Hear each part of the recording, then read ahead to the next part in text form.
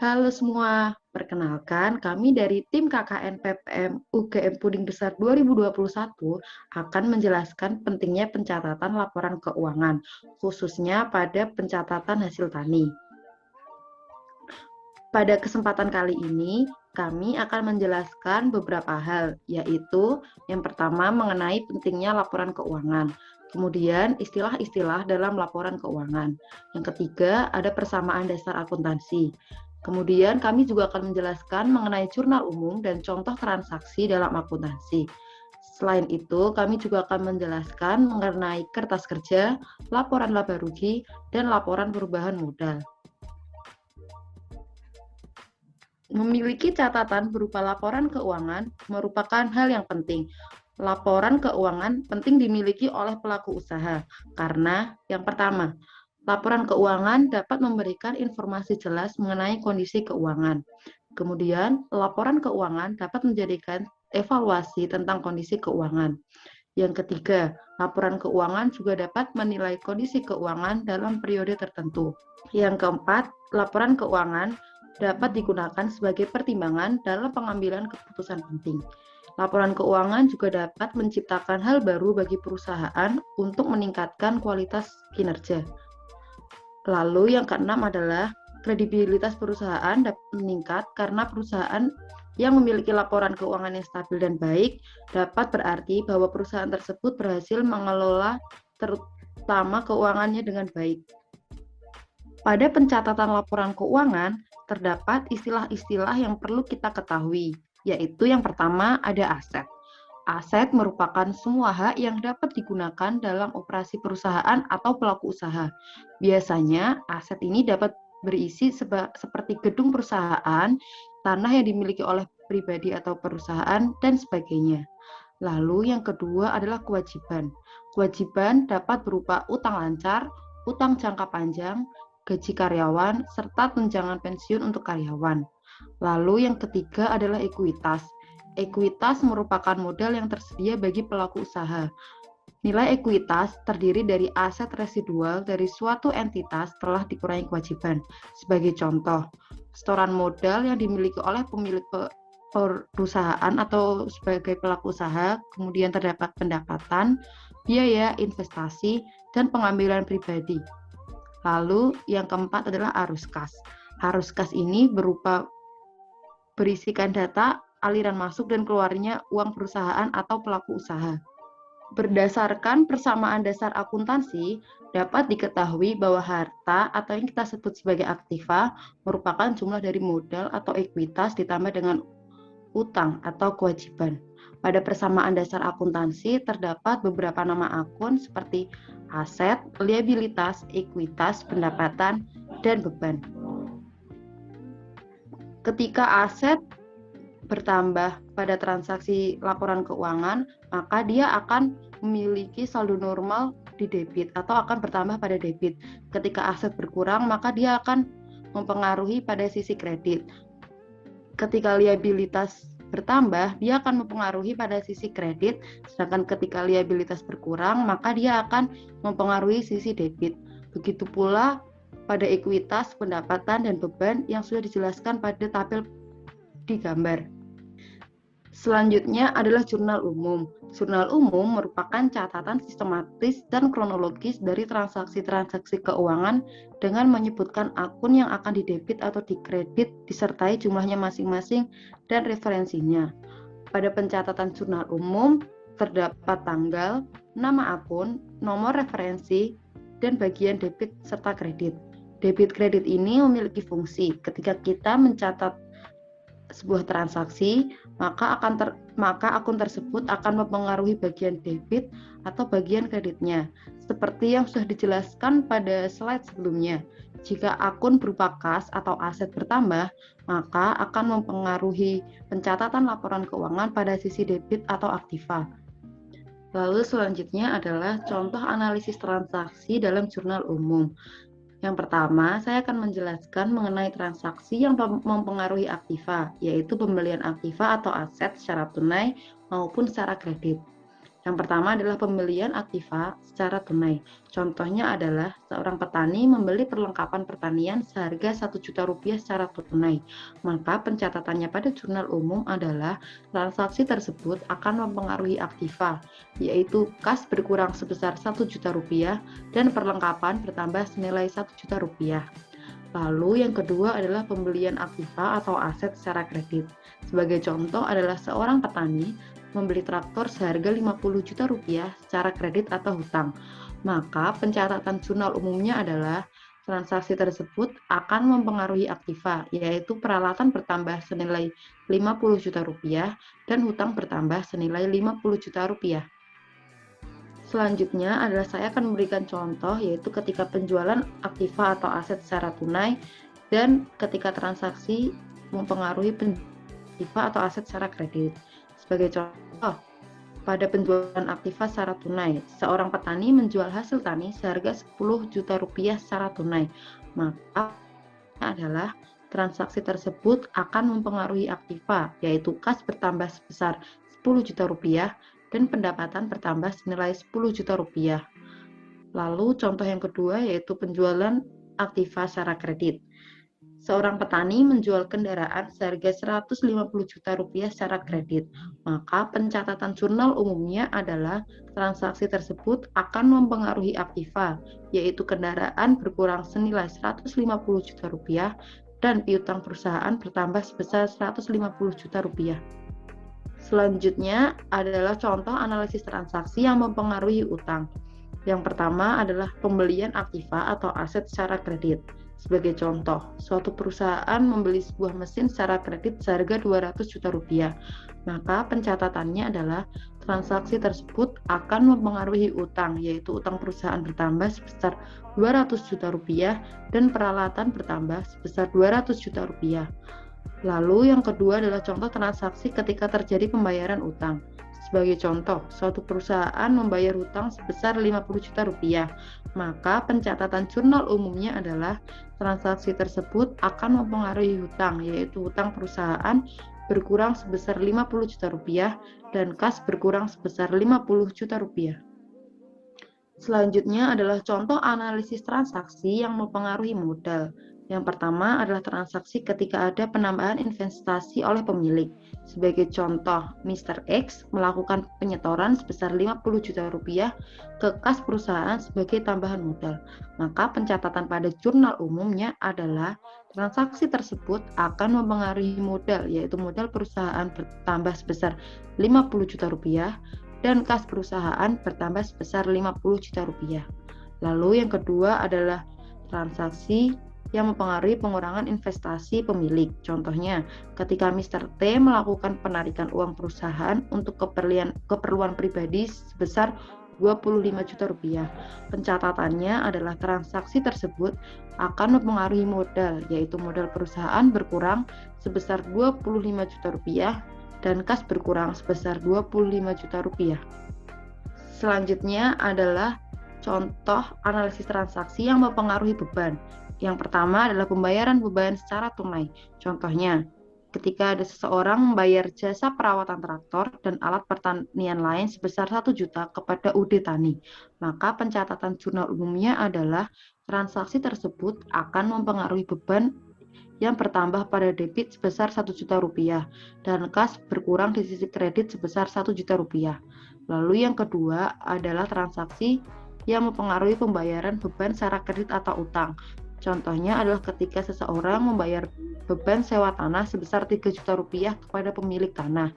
Maka pencatatan pada jurnal umumnya adalah transaksi tersebut akan mempengaruhi beban yang bertambah pada debit sebesar Rp3 juta dan hutang akan bertambah pada sisi kredit menjadi Rp3 juta. Selanjutnya yaitu kita akan membahas mengenai kertas kerja. Pengertian kertas kerja adalah sebagai alat yang digunakan untuk mencatat perubahan-perubahan yang terjadi pada suatu akun yang disebabkan karena adanya transaksi keuangan. Fungsi kertas kerja antara lain yaitu sebagai alat untuk meringkas data transaksi yang telah dicatat dalam jurnal umum. sebagai alat untuk menggolongkan data keuangan serta dapat untuk mengetahui jumlah atau keadaan rekening akun yang sebenarnya apakah ada perbedaan atau tidak, sebagai dasar penggolongan transaksi yang ada atau telah dicatat dalam jurnal, sebagai bahan atau informasi untuk menyusun laporan keuangan. Berikut adalah contoh dari kertas kerja yang nantinya akan dijelaskan lebih lanjut oleh teman saya, Tio. Selanjutnya yaitu laporan laba rugi. Laporan laba rugi yang disusun oleh perusahaan mempunyai unsur pendapatan serta seluruh beban pada periode berjalan suatu perusahaan. Komponen total pendapatan dan total beban diperoleh dari kolom laba rugi pada neraca saldo atau kertas kerja. Komponen laba atau rugi merupakan selisih dari total pendapatan dan total beban. Apabila pendapatan lebih besar daripada beban, maka diakui sebagai laba. Dan jika sebaliknya, yaitu apabila pendapatan lebih kecil daripada total beban, maka diakui sebagai rugi. Berikut adalah contoh-contoh bagaimana cara membuat laporan laba rugi. Yang pertama yaitu laporan laba rugi single step. Persamaan yang digunakan dalam laporan laba rugi single step adalah penghasilan bersih itu didapat dari pendapatan ditambah keuntungan, dikurangi beban dan kerugian. Yang kedua yaitu laporan laba rugi multiple step. Laporan laba rugi multiple step digunakan 3 formula akuntansi yang berbeda untuk mengetahui nilai akhir pada laba bersih. Yang pertama, laba kotor itu didapat dari penjualan bersih dikurangi biaya barang terjual. Harga pokok penjualan dikurangi dari penjualan bersih, ini memberikan laba kotor. Yang kedua yaitu pendapatan operasi, itu didapat dari laba kotor dikurangi beban operasi. Biaya operasional dikurangi dari laba kotor, ini memberikan penghasilan operasional. Yang ketiga yaitu penghasilan bersih. Penghasilan bersih itu didapatkan dari penghasilan operasi ditambah item non-operasi. Pendapatan operasional ditambahkan ke pendapatan non-operasional bersih, keuntungan, beban, dan kerugian. Angka terakhir ini memberikan laba bersih atau rugi bersih untuk periode pelaporan. Berikut adalah contoh dari laporan laba rugi. Selanjutnya yaitu laporan perubahan modal. Laporan perubahan modal atau ekuitas adalah salah satu jenis laporan keuangan yang penting terutama untuk perusahaan publik. Tujuan pembuatannya adalah agar perusahaan dapat menggambarkan peningkatan maupun penurunan dari aktiva bersih dalam periode tertentu dengan prinsip pengukuran tertentu untuk dianut. Berikut adalah contoh dari laporan perubahan modal. Selanjutnya yaitu laporan neraca. Laporan neraca atau balance sheet biasanya terdapat beberapa informasi mengenai akun-akun aktiva serta hal-hal yang menjadi kewajiban perusahaan dalam satu periode. Dalam penerapannya, laporan neraca terdapat 2 macam, yaitu bentuk stafel dan vertikal, serta bentuk kontrol atau horizontal. Berikut adalah contoh laporan neraca yang berbentuk vertikal. Berikutnya, teman saya akan menjelaskan mengenai bagaimana cara membuat laporan dari mulai jurnal umum hingga ke laporan neraca. Baik, selamat siang Bapak Ibu sekalian. Jadi di sini saya akan meneruskan bagaimana cara model pencatatan di dalam bentuk fisik atau di dalam bentuk tabel mengenai dari awal jurnal umum hingga laporan perubahan neraca. Jadi di sini pertama saya akan mencoba memisalkan atau memberikan sebuah kasus di mana mengenai yang pertama pembuatan jurnal umumnya. Di bagian pertama di bagian tabel paling atas di sana ada tertera tulisan jurnal umum yang menandakan bahwa ini merupakan kertas yang berisi mengenai pencatatan awal atau transaksi awal. Kemudian di kolom pertama ada tanggal, di sampingnya ada akun atau keterangan, kemudian ada referensi, pencatatan debit atau kreditnya ya, sudah jelaskan di awal tadi. Di bagian pertama mengenai tanggal, semisal pencatatan mengenai laporan keuangan atau transaksi di awal bulan April 2014. Yang pertama, pada tanggal 1 bulan April 2014. Jadi Bapak Ibu di sini tidak perlu menulis bulan secara 2 kali, hanya cukup dituliskan 1 kali saja di paling atas untuk menandakan bahwa ini merupakan bulan pencatatan yang Bapak Ibu lakukan. Seterusnya di bawahnya itu hanya perlu memasukkan tanggal-tanggalnya saja. Baik, yang pertama di sini misalnya tanggal 1 April 2014, Bapak dan Ibu melakukan transaksi berupa pemberian modal pada perusahaan Bapak atau Ibu. Pemberian modal pada perusahaan di situ memasukkan pada kolom yang pertama akun kas. Akun kas ini bertambah pada debit sebesar 30 juta. Semisal Bapak Ibu ini memberikan modal sebesar 30 juta. Kemudian di kolom modal itu juga bertambah sebesar 30 juta. Kemudian tanggal 5. Semisal tanggal 5 ini Bapak dan Ibu melakukan utang pada bank yang tujuannya untuk menambah modal usaha Bapak Ibu. Maka pencatatannya sebagai berikut.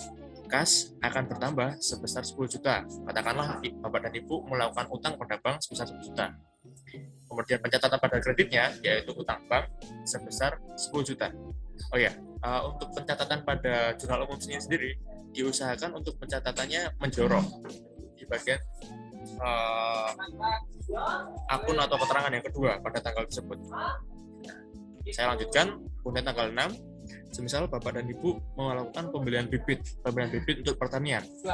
Nah, untuk pembelian bibit sendiri itu akan menambah pada akun debit sebesar 500.000. Dan kas akan berkurang karena kas berkurang ini Bapak dan Ibu mengeluarkan uang untuk membeli pembelian bibit tersebut. Maka dari itu kas sendiri akan berkurang sebesar 500.000. Kemudian pada tanggal 8, semisal katakanlah Bapak dan Ibu membeli sebuah perlengkapan atau sekelompok perlengkapan untuk pertanian sebesar 13 juta. Maka pencatatannya yaitu perlengkapan pada debit sebesar 13 juta. Dan kas akan berkurang sebesar 13 juta karena Bapak dan Ibu telah mengeluarkan uang sebesar 13 juta untuk pembelian perlengkapan. Kemudian tanggal 9. Pada tanggal 9 sendiri, Bapak dan Ibu ternyata membutuhkan uang dari perusahaan untuk keperluan Bapak dan Ibu pribadi. Maka pencatatan dalam jurnal umumnya yaitu diberi keterangan privé. Privé ini yaitu mengambil uang untuk pribadi dari perusahaan. Nah, untuk keperluan pribadi ini Bapak dan Ibu kebetulan memerlukan sebesar 1.500.000. Maka pencatatannya yaitu keterangan privé, kemudian debit sebesar 1.500.000 dan kas perusahaan akan berkurang sebesar 1.500.000 di sisi kredit. Kemudian pada tanggal 15, Bapak dan Ibu melakukan pembelian peralatan pertanian, namun pembeliannya secara utang sebesar 20 juta katakanlah. Maka pencatatannya sebagai berikut. Peralatan akan bertambah di sisi debit yaitu sebesar 20 juta dan utang akan bertambah di sisi kredit sebesar 20 juta. Gitu. Oke, saya lanjut. Tanggal 19 ini, Bapak dan Ibu memperoleh uang, kemudian ingin membayar sebagian utang yang sudah Bapak dan Ibu lakukan di toko Erlangga untuk membeli peralatan tadi sebesar 5 juta. Maka dari itu pencatatannya yaitu yang pertama di sisi debit, utang kepada toko Erlangga ini berkurang sebesar 5 juta. Dan kas pada perusahaan untuk membayar utang toko Erlangga berkurang sebesar 5 juta juga. Kemudian tanggal 20, Bapak dan Ibu melakukan penjualan hasil pertanian, katakanlah di sini ketela atau singkong sebesar 1 juta rupiah. Maka pencatatannya yaitu kas akan bertambah karena penjualan sebesar 10 juta dan penjualan di sisi kredit akan bertambah sebesar 10 juta juga. Tanggal 21, katakanlah tanggal 21 ini Bapak dan Ibu melakukan pengolahan tanah karena Bapak dan Ibu di sini mempunyai traktor, kemudian ada petani atau pengusaha lain yang ingin istilahnya menyewa jasa Bapak dan Ibu untuk membantu mengolah tanahnya mereka di sini, maka Bapak dan Ibu memperoleh pendapatan dari jasa tersebut. Untuk pos pencatatan sendiri, kas akan bertambah sebesar 5 juta Kemudian pendapatan juga akan bertambah 5 juta di sisi kredit. Oke, tanggal 22 ini semisal Bapak dan Ibu mempunyai karyawan untuk mengolah pertanian Bapak dan Ibu, maka Bapak dan Ibu harus mengeluarkan gaji untuk membayar mereka. Pencatatannya ya sebagai berikut. Beban gaji akan bertambah pada sisi debit sebesar 1.500 dan kas akan berkurang sebesar 1.500 untuk membayar karyawan. Tanggal 25 April, di sini Bapak dan Ibu katakanlah juga membuka usaha sebagai servis atau bengkel peralatan pertanian, bengkel traktor katakanlah. Ya, di sini ada satu perusahaan dari luar yang ingin menyewa jasa Bapak dan Ibu untuk membetulkan atau membenarkan traktor yang rusak. Nah, di sini ternyata perusahaan dari luar tersebut membayar secara utang, tidak secara cash atau memberikan uangnya secara tunai. Maka itu dianggap sebagai piutang, pendapatan yang belum dibayarkan pada perusahaan Bapak dan Ibu. Pencatatannya, maka dari itu pencatatannya sebagai berikut. Piutang atau jasa perbaikan alat tadi bertambah di sisi debit sebesar 1 juta rupiah. Dan juga pendapatan akan bertambah di sisi kredit sebesar 1 juta rupiah. Itu Bapak Ibu. Saya lanjut ke tanggal 27. Nah, di tanggal 27 ini, peralatan itu mempunyai umur atau jangka waktu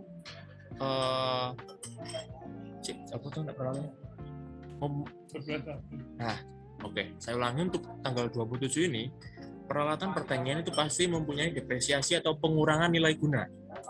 Maka dari itu juga perlu untuk dicatat karena besarannya akan mempengaruhi juga bagaimana neraca saldo Bapak dan Ibu di kedepannya. Nah, di sini tanggal 27 ini ternyata terdapat penyusutan pada peralatan Bapak dan Ibu. Maka pencatatannya sebagai berikut. Akumulasi penyusutan, katakanlah penyusutan traktor itu maksud saya penyusutan cangkul itu berkurang sebesar 800.000. Maka pencatatannya yaitu akumulasi penyusutan akan berkurang pada sisi debit sebesar 800. Akan bertambah pada sisi debit sebesar 800.000 dan peralatan akan berkurang pada sisi kredit sebesar 800.000.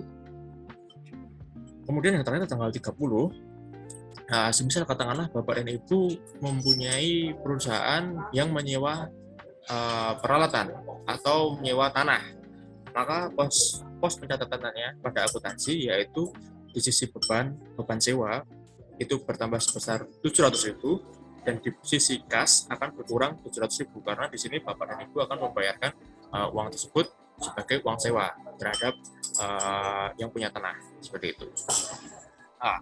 Ini sudah selesai mengenai pencatatan jurnal umumnya. Kemudian kita lanjut di bagian kertas kerja. Kertas kerja ini seperti yang sudah dijelaskan oleh teman saya tadi mengenai bahwa kertas kerja merupakan pencatatan atau penggolongan akun-akun sesuai pos-posnya masing-masing. Nah, di sini pencatatannya sesuai dengan apa yang sudah dikatakan oleh teman saya tadi dan contoh yang sudah diberikan di awal tadi, bahwa kas, kemudian piutang, peralatan itu dicatat sendiri-sendiri.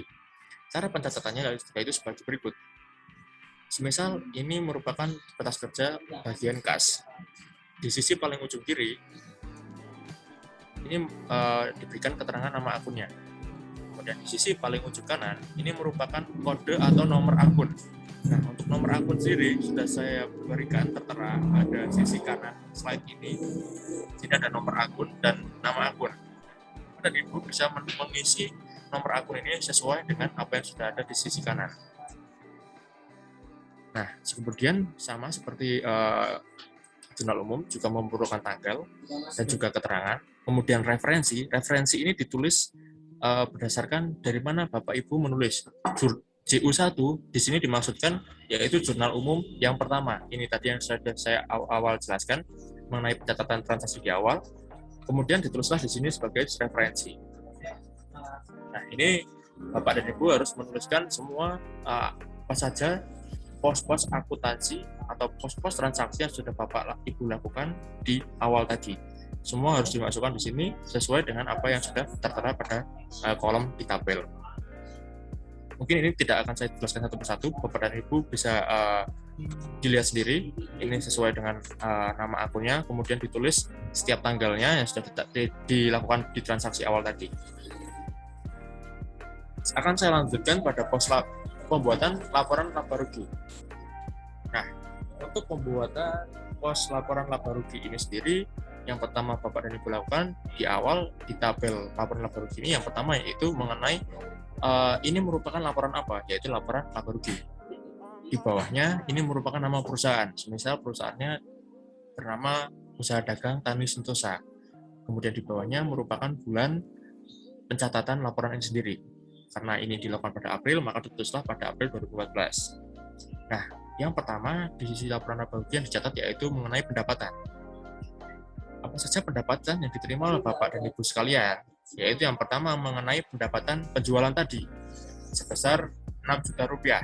Itu didapat dari bagaimana Bapak dan Ibu menerima pendapatan jasa dari di sini maksud saya bukan atau penjualan ya, di sini hanya pendapatan jasa saja. Nah, pendapatan jasa dari perbaikan traktor dan juga atau perbaikan alat-alat yang lain. Nah, atau pengolahan tanah tadi. Nah, tadi Bapak dan Ibu memperoleh sebesar pendapatan 6 juta dari sisi jasa. Kemudian di sini Bapak dan Ibu juga mempunyai pengeluaran dari sisi pembelian sebesar 500.000 untuk pembelian bibit tadi, maka ditulislah di sini sebagai pengurangan 500.000 karena pembelian.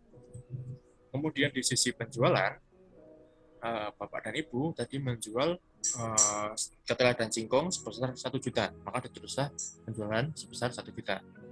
Nah, dari total ini tadi, di total, kemudian memperoleh laba kotor sebesar 6.500.000. Ini kita sebut sebagai laba kotor karena belum dikurangi beban-beban yang dikeluarkan oleh Bapak Ibu. Nah, selanjutnya kita masuk kepada pos beban-beban. Pada transaksi bulan April tadi, Bapak dan Ibu telah melakukan beban, yaitu beban gaji dan juga beban sewa. Beban gaji sendiri sebesar 1.500.000 dan beban sewa sebesar 700.000. Nah, total dari beban tersebut merupakan pos pengurangan dari laba kotor. Jadi beban-beban tadi ditotal terlebih dahulu 1.500 tambah 700 yaitu sebesar 2.200. Nah, 2.200 ini mengurangi laba kotor karena beban ini merupakan beban yang dikeluarkan oleh Bapak Ibu yang bisa mengurangi pendapatan yang diterima oleh Bapak Ibu. Begitu. Nah, setelah ditemukan totalnya berapa, kemudian dikurangi oleh laba kotor. Nah, disinilah diperoleh laba bersih sebesar 4.300.000. Jadi Bapak dan Ibu selama bulan April itu memperoleh laba bersih sebesar 4.300.000 dari penjualan, pendapatan jasa, dan juga pengurangan dari pembelian dan juga beban. Nah, untuk laporan laba bersih seperti ini. Kemudian saya lanjut ke perubahan modal. Perubahan modal ini merupakan berapa banyaknya perubahan modal yang Bapak dan Ibu alami pada perusahaan dari penyetoran awal bulan, kemudian di akhir bulan itu modalnya tinggal berapa. Nah, catatannya sama untuk bentuk laporannya. Di paling atas diberikan keterangan ini merupakan laporan apa, yaitu laporan perubahan modal, kemudian nama perusahaan, Budi Tani Sentosa, dan pencatatan pada bulan apa, April 2014. Nah, untuk keterangan awal, yaitu Bapak dan Ibu tuliskan saja modal awal. Modal awal di transaksi tadi, bahwa Bapak dan Ibu menyetorkan modal sebesar 30 juta. Mohon maaf, bukan 3 juta. 30 juta. Kemudian, selanjutnya penambahan modal. Penambahan modal ini berasal dari yang pertama, utang atau dari bank. Peminjaman Bapak Ibu dari bank. Itu juga bisa merupakan modal dimasukkan di sisi modal. Modal dari bank tadi Bapak dan Ibu di transaksi awal telah meminjam dari bank sebesar 1 juta, kemudian ditambah oleh pendapatan bersih dari laporan laba rugi tadi sebesar 4.300.000 dan penarikan pribadi tadi atau privé di transaksi awal itu mempengaruhi laporan perubahan modal, yaitu mengurangi karena Bapak dan Ibu mengurangi aset perusahaan untuk penikmatan atau keperluan Bapak Ibu pribadi sebesar 1.500.000. Dan dari pos-pos ini, keterangan modal awal dan juga perubahan modal yang lain atau penambahan modal yang lain, ini harus dijumlah untuk mendapatkan total penambahan modal. Total penambahan modalnya sebesar 12.800. Dari total penambahan modal ini dijumlah dengan modal awal Bapak dan Ibu sebesar 30 juta. Maka diperolehlah modal akhir sebesar 42.800.000 rupiah.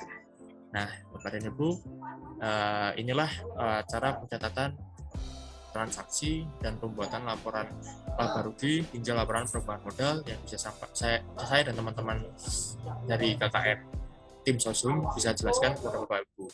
Semoga ini bermanfaat untuk Bapak dan Ibu sekalian. Terima kasih. Bila ada yang ingin ditanyakan bisa dilanjutkan pada kolom diskusi di grup WA nantinya. Terima kasih Bapak dan Ibu. Mungkin saya cukupkan sekalian. Saya kembalikan kepada Aliza sebagai pembuka presentasi pada hari ini. Terima kasih. Sekian presentasi dari kami dari tim KKN PPM UGM Puding Besar 2021 mengenai pencatatan laporan keuangan. Semoga apa yang telah kami jelaskan dapat membantu Bapak Ibu semua dalam mencatat laporan keuangan hasil tani. Terima kasih. Wassalamualaikum warahmatullahi wabarakatuh.